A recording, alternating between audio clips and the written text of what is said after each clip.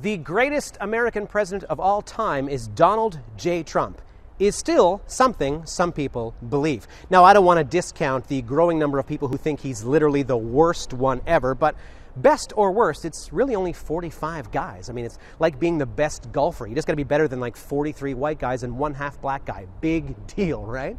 What I'm more captivated by is a growing debate that's come up recently, which is Donald Trump the worst American in history? Okay, now we've got a spirited debate. I mean, it's impossible to even prove, right? So let's do it. Yeah, let's do it in about 10 minutes. This is 10 Talks. Worst American ever? If you are going to run for president, you better be ready for every cranny of your fanny to be briskly frisked. They're going to want to make a scandal out of anything and everything. So having a beaming reference letter and being good at Excel isn't quite meaty enough a resume for this gig. So let's go there. Let's look at the Trump resume column by column, starting with Trump, the businessman. The Donald has been selling himself to us as the human embodiment of the American self-made success story, a shrewd tycoon that made a living out of being rich and successful. So when he applied for a job that was a little more important than, I don't know, game show host or beauty pageant lurker or whatever he does, we had to ask, just how rich and successful are you really? Like, are you rich, or are you rich in the same way that Criss Angel is magic? Like, it looks really impressive, but it's just an illusion.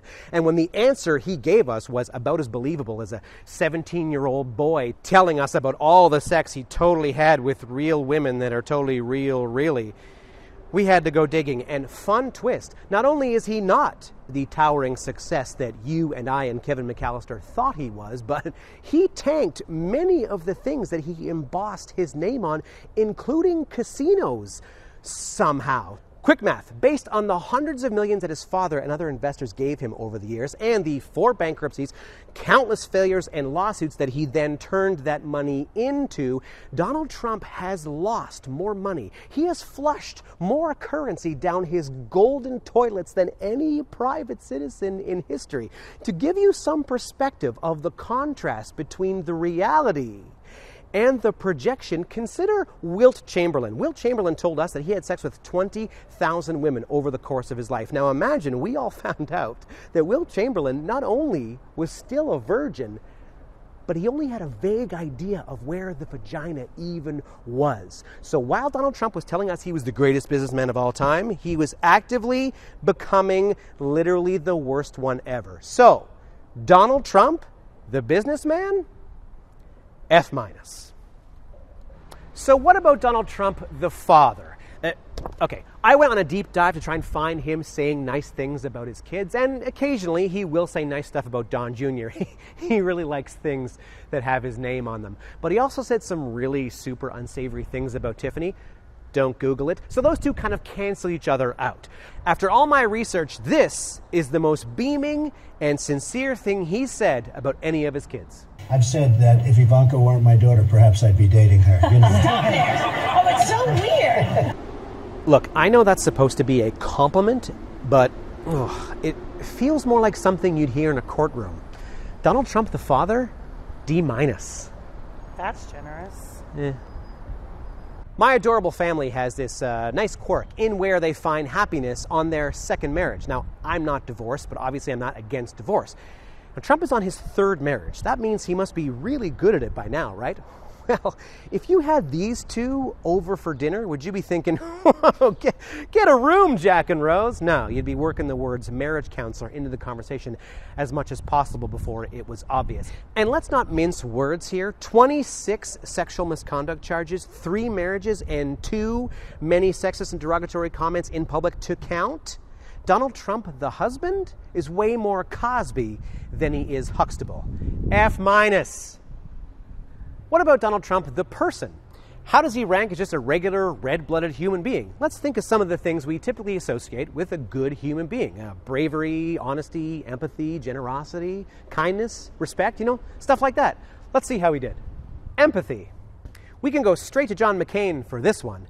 See, it's pretty much unanimously understood that John McCain was a war hero. That did not stop Trump from slamming him repeatedly. He has a history of disrespecting troops and veterans because, you see, he thinks the concept of you sacrificing yourself for something bigger than yourself makes you a sucker in his eyes. He's been to flood and fire devastations. He's been to the funerals of heroes, and he somehow made all of those appearances about himself. But the cherry on this bitter narcissist cake has to be the time he was confronted with the reality that there was an average of 1,000 American deaths because of COVID-19 a day. And his response to this reality? That's true. And it is what it is. Now, when he contracted COVID-19, even his most vocal opponents wished him well and a speedy recovery. And people, myself included, hoped that maybe this was the visited by three ghosts moment we've been waiting for. And when he was released from the hospital and he went on that balcony, he didn't give us all turkeys. He used it as a shameless and irresponsible chest-puffing photo op. So despite receiving some of the best medical attention that money can buy, sadly, the Grinch's heart was still 3 sizes too small. Respect. Now, in this montage, we can clearly see that he's... No, if I have to listen to this guy one more time talk about both sides, I'm going to lose my flipping mind, okay? Yeah, that's fair. Let's move on. Let's try honesty. Yes, I know politicians have a history of lying and being dishonest, blah, blah, blah. I know, but Cheeto Mussolini here, man, he is putting up some LeBron James numbers, friend. Some poor, commendable nerd clocked him in at 20,000 misleading or false statements in less than 4 years. And when he really gets cooking, he can do about 23 a day, but his record is holding strong at 62 lies or half-truths in one single day. He is the Michael Phelps of fibs. He is the Gretzky of malarkey. He is the Babe Ruth of untruth. For real. I mean, taking a Sharpie to a weather map, whatever, that's harmless enough. Or embellishing the size of your inauguration audience. I mean, who hasn't really, embellished the size of things in their lifetime? Come on. But looking into the camera and actively lying about a dangerous virus, knowing that that lie will lead to more innocent people dying, I mean, now we're just nipping at the heels of manslaughter, aren't we? Oh, I'm sorry, is that not on the table? Manslaughter's not in the discussion? Oh, okay. Well, what if Hillary did this? Because y'all were going to lock her up for getting her email server confused, but you're just going to let 200,000 innocent lives go? Okay. All right.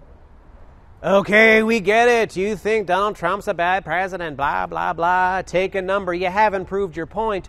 Oh, haven't I? Hang on. Let's recap.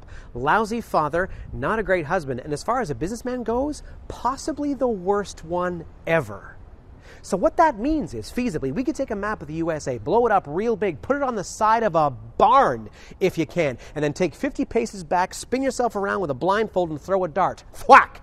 No matter where that dart lands, doesn't matter what address, what street, what county, what state, what city, what town, West Coast, East Coast, Bible Belt, it doesn't matter, red state, blue state, wherever that dart lands, you go to that house, you knock on that door, and the first adult that answers the door, you grab them by the scruff of the neck, and you put them in the desk of the Oval Office as a replacement for Donald Trump. There is statistically a good chance that that random person will still be a better president than the one that you have right now. In the biggest humanitarian crisis of our time, what we need is a good human, and you're probably that.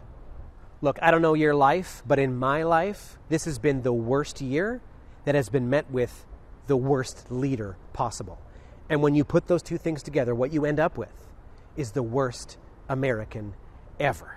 And if you still think that voting for this guy is a good idea, it doesn't necessarily mean that you're a bad person. It just means that somewhere in all of this upheaval, this turmoil, this division, this desperate need for some kind of leadership, somebody somewhere convinced you that party is more important than country, more important than democracy, more important than basic human decency.